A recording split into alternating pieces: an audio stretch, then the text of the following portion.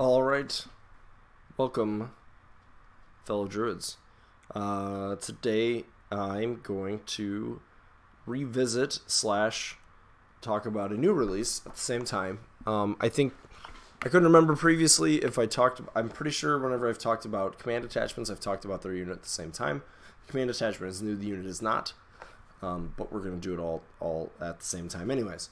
So I'm going to go back over what the Tharn Bloodweavers do, and then we will go over what the Haruspex does, and then we'll talk about the unit in its totality. So, Tharn Bloodweavers are a circle unit. They are speed 7, strength 6, mat 6, defense 14, armor 11, command 7. They have Pathfinder, stealth, and they're, of course, small base models. Their weapon is the Sacral Blade, which is a half-inch melee with a power and strength of 9. You get 6 models for 8 points, and they are field allowance 3. They also have Gang, which we've certainly talked about a bunch, but when making a melee attack targeting an enemy model in the melee range of another model in this unit, this model gains +2 to melee attack and melee damage rolls. And then finally, their melee attack, the Sacral Blade, has attack types. It has 3 of them. You have to choose them when you make the attack. They have Blood Burst, which says if their attack boxes a living or undead enemy model, center a 5-inch AoE on the boxed model, then remove that model from play. Enemy models in the AoE are hit and suffer a blast damage roll with a power equal to the boxed model's strength. This damage is not considered to have been caused by an attack. They have Grievous Wounds, which means any model they hit loses tough and can't have damage removed. And finally, Lifestealer, which is when an attack with this weapon destroys an enemy model. Note there's no type listed there. Immediately after the attack is resolved, a friendly living faction model currently in this model's command range can remove D3 damage points. Alright, and then let's go to the Haruspex. So essentially in the front of the card, the stats are the same, with one notable difference, that the Haruspex is mat 7 instead of mat 6, and of course has the officer advantage.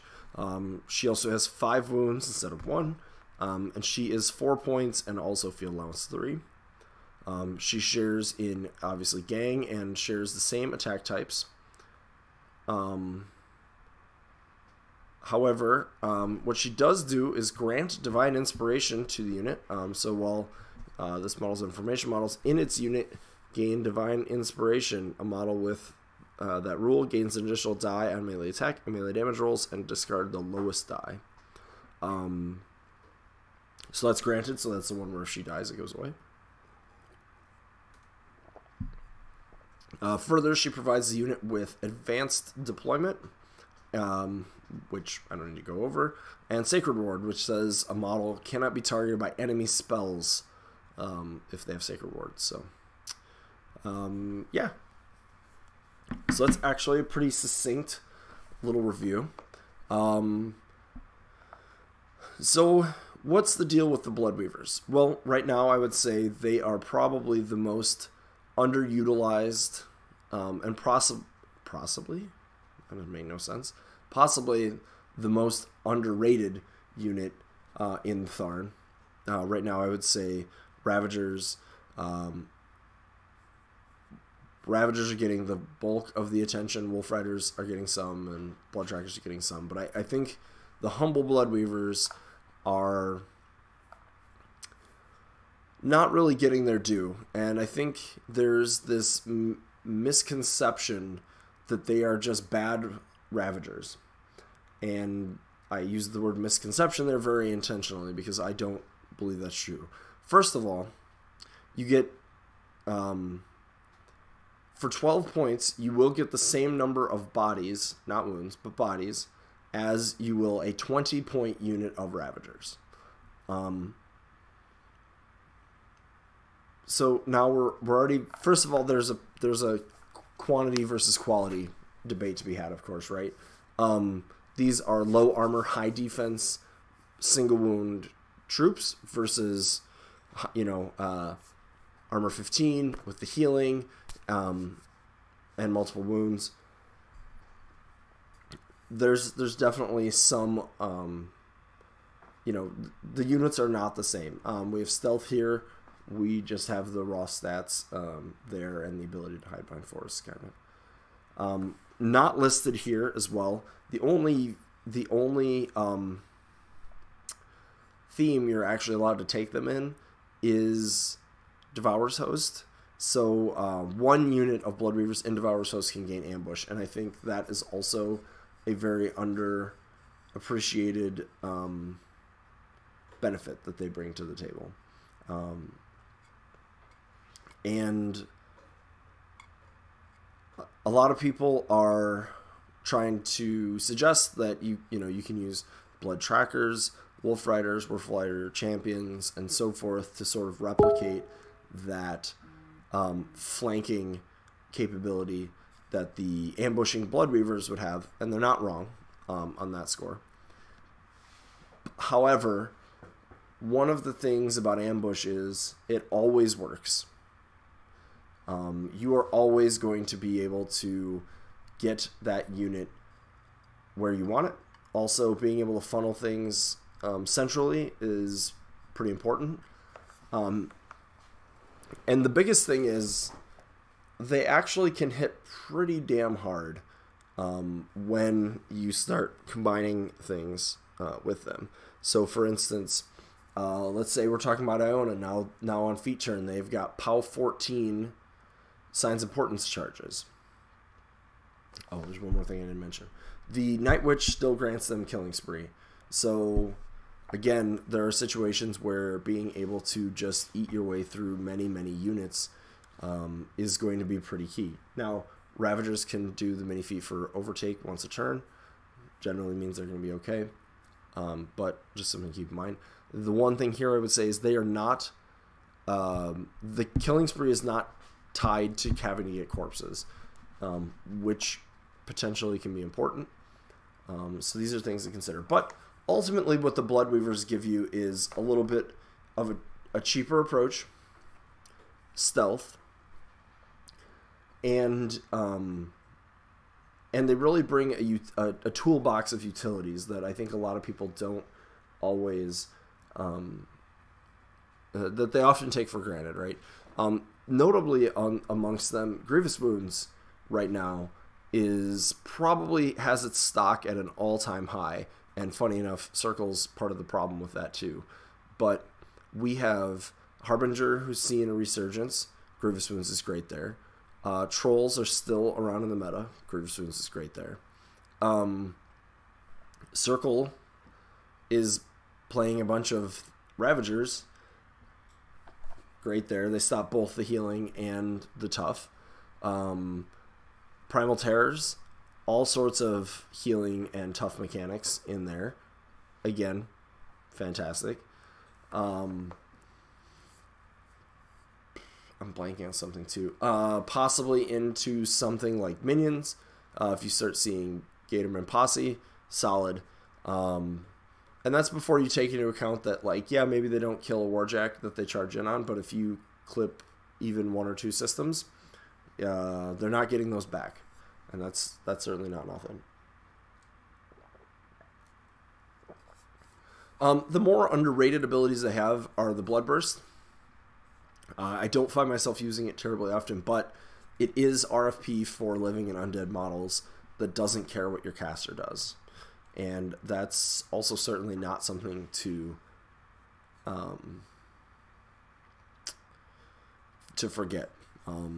That, like, RFP in the game is actually very strong. I actually think there's probably too much RFP in the game overall, but this will give you an advantage into Circle again if they're bringing something like Morvana or Wormwood, where they want to use, or even just their Crockpot, where they want to use, although you're probably so better off using Grievous most of the time against some of those, but, like, you know, if you have them with your Morvana into their Morvana, that's a weird matchup anyways. Ignore that part. The RFP effect is strong. The healing effect is usually the one that people are like, I don't know about this. It seems like I've never used that. Why wouldn't I just use Grievous Wounds?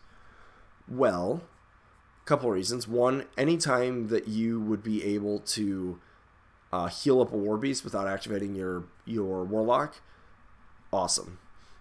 Anytime you can heal up a Ravager or someone like Call or a Death Wolf, awesome. Death Wolves especially love that because they're spending corpses, but they still take a damage, right? So let's say you put 3 corpses on who's later Skull, and he spends all 3 of them. Well, he's only got 2 HP left, so I can give him 3 more corpses, but he's only going to be able to spend 1 of them to keep himself alive until my Bloodweaver friend comes along, shanks a guy, rolls a D3, gets the 3, and now suddenly Skull has 5 HP again and 3 corpses, and good luck getting that guy out of his zone, right? So just, another thing to consider. Now, these are minor things, and they're hard on paper to see the benefit of. That is what I've found. But on the table, knowing when to use them is very, very key. Like I said, that healing thing, I wouldn't have found if I hadn't. They still had that. They had that rule when I was playing Kruger 1 with the Colin Hill build pre-CID, and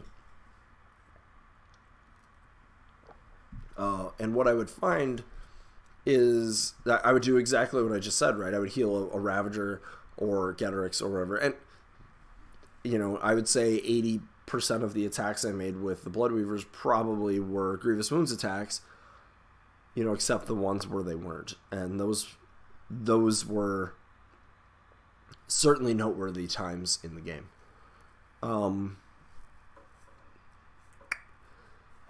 Yeah, so these are just things to be considering with Bloodweavers. Now, where are they going to play? That gets a little more interesting because I have been more playing some builds from other people, and so far they've not been seen as popular. I've been really putting some thoughts in them. I did play them with Baldur 1. I think Baldur 1 is a fantastic place for them because the one remaining issue they have is that they die to blast damage pretty easily because you're already not casting spells at them. So some of the things that some casters are going to use to kill them off, you can't target them directly with spells. So you'll have to find one of your own things and do a bounce off type situation or something like that. So you can't cast spells at them for the most part. They have stealth, so on top of that, now ranged attacks, unless they're sprays, are going to be hampered. But they're only armor 11, so if you can hit them with blast damage, they're pretty sad. Solid ground really fixes that problem. Plus, it keeps them standing up, which doesn't really matter because they can't get tough. Yeah, so those are all very key interactions for them. So Baldur 1 supports a lot of those. He also brings, their speed 6. Speed 7. They go down with Stone Skin. You can bring them down to speed 6 to get +2 strength. So now you have possibly POW 13 Divine Inspiration charges with the other abilities, which I think is pretty good when you need it. So that's the thing to consider. They're probably fine with Morvana 1. She can regrow them. Again, the ambush option's strong. They don't need to use the RFP option because of her feet. If you can time that with the turn they're going in, I think that's good. Iona, I think they're fine with Iona. I know a lot of people are more on the double Ravagers train. That's what I've been currently playing as well. And largely the thing there is the +3 armor part of her feat is much more relevant to them. But nonetheless, they still go up to armor 14. 14 is not a bad stat line. And again, POW 14 Signs of Importance charges are pretty good. And you got a lot of utility. And you also have the possibility of ambush. So something to consider there. Let's see, what else? Who else is there? An interesting one, actually maybe 2 interesting ones to consider, is if you were going to approach playing Devourer's Host with a bigger battle group. So where you're looking for that 40-point sweet spot of Tharn models and then the rest battle group. So with this, I would suggest somebody like a Chromac 2, possibly a Chromac 1, though I would not. I would look at other options with Chromac 1. Baldur 2, who also particularly likes this. They are a great, cheap option to have in your list because you can get a lot more bodies on the field, and by doing so, you can get a lot of the work, a lot of work out of them. They're also, like, their healing ability that I talked about gets way better. It's not limited on the number of times you can do it, and sort of like with casters like a Baldur 2 and Chromac 2, the longer, each D3 of healing that you can provide a beast could be enough to negate an attack, if you think about it, right? Like, depending on the matchup, being able to heal 2 points of damage, something that's dice off 4 or 5, you've negated most of that attack, and that's not trivial. So something to consider there. They're also, I talked about the Tharn Blood Shaman back a bit ago, and they're probably your best option if you want to be able to use, I forget what it's called, I think it's Blood Sacrifice or something like that. That doesn't sound right. Either way, the ability that she sacrifices a model to give out Signs of Importance, those Bloodweavers are the cheapest models that we can put that are friendly faction into lists. As a result, someone like Wormwood doesn't hate them, because they're, he can use plenty of his abilities to help them hit, but having them there for souls if he needs them is also pretty good. With Killing Spree, they're very interesting with Tanith. They're still good with Kruger 1, almost certainly. They're probably it's probably between them and Wolf Riders in Devourer's Host as being the best option for Lightning Tendrils. The Night Witch is also a strong contender. Yeah. So, anyways, in general, that's Bloodweavers and the Haruspex in particular. The one thing we didn't talk about is she an auto-include? I'm having a hard time not putting her on them now, but definitely look at whether or not you need the utility more or you want the damage more, and how important things like AD and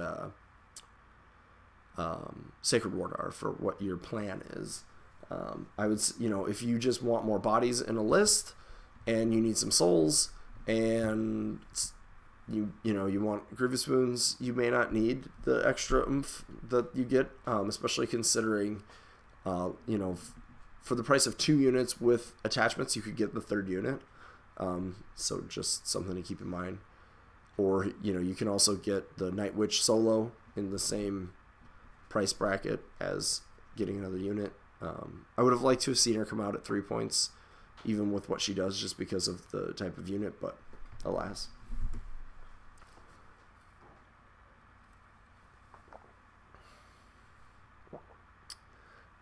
Yeah, so I would definitely say anybody who's out there experimenting with Bloodweavers, I would love to hear your success stories. Just because I think, as I've said, that they're reasonably underutilized, and I would like to see, and I've been thinking about them a lot, and where I might like to try them and things along those lines. And I haven't done a ton yet, but I'm certainly interested in revisiting that at some point soon. So, anyways, as always, like I said, feel free to shoot me some messages with your Bloodweaver success stories or with anything else. Hit the subscribe button, the thumbs up button, and we will see you next time.